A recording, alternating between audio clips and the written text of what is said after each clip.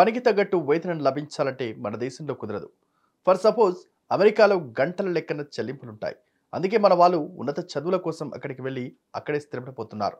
ఇక మన తెలుగు రాష్ట్రాల విషయానికొస్తే వెట్టి చాకరీ చేసేవాళ్ళు చేస్తూనే ఉన్నారు. పని చేయకుండా వెనక వేసుకునేవారు వేసుకుంటూనే ఉన్నారు. సో ఇక్కడ శ్రమ దోపిడీ అనేది నిరంతర ప్రక్రియ. ప్రభుత్వ పరిధిలో ఇలా ఉంటే ఎవరైనా ప్రశ్నిస్తారు.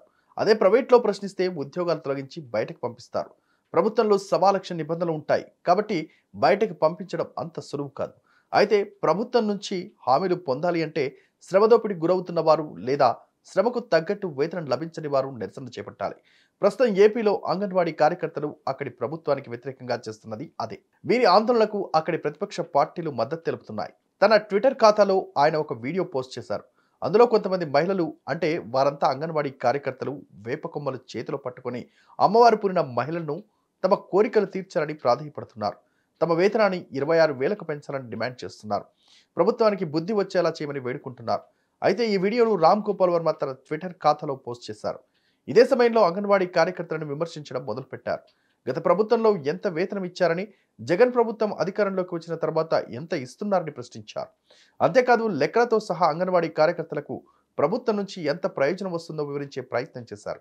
అయితే రామ్ గోపాల్ వర్మ చేసిన ఈ ట్వీట్ సామాజిక మాధ్యమాల్లో తెగ చక్కర్లు కొడుతోంది.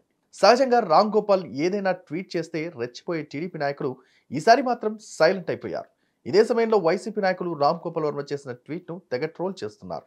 అంతేకాదు గతంలో చంద్రబాబు నాయుడు ముఖ్యమంత్రిగా ఉన్నప్పుడు అంగన్వాడీ కార్యకర్తలను గుర్రాలతో తొక్కించిన సంఘటనను గుర్తు చేస్తున్నారు. అంతేకాదు జగన్మోహన్ రెడ్డి ముఖ్యమంత్రి అయిన తర్వాత అంగన్వాడీ కార్యకర్తలకు ఏ స్థాయిలో ప్రయోజనాలు అందాయో లెక్కలతో సహా వివరిస్తున్నారు. ఇలా చేసే అంత మాత్రం పనికి 26,000 వేతనం డిమాండ్ చేయడం ఎంతవరకు కరెక్ట్ అని విమర్శిస్తున్నారు. వైఎస్ఆర్సీపీ ప్రభుత్వం అధికారంలోకి వచ్చిన తర్వాత వాలంటీర్ల ద్వారా అన్ని ప్రభుత్వ పథకాలను నేరుగా లబ్ధిదారులకు చెంతకు చేరుతోందని, అలాంటప్పుడు అంగన్వాడీ కార్యకర్తల మీద పడే భారం ఏంటని వారు ప్రశ్నిస్తున్నారు. ప్రతిపక్షాల ట్రాప్లో పడి నిరసనలు చేస్తే తర్వాత ఇబ్బంది పడేది మీరే అని వారికి హితబోధ చేస్తున్నారు. ఈ వీడియో కనుక నచ్చినట్లయితే please like and share and subscribe.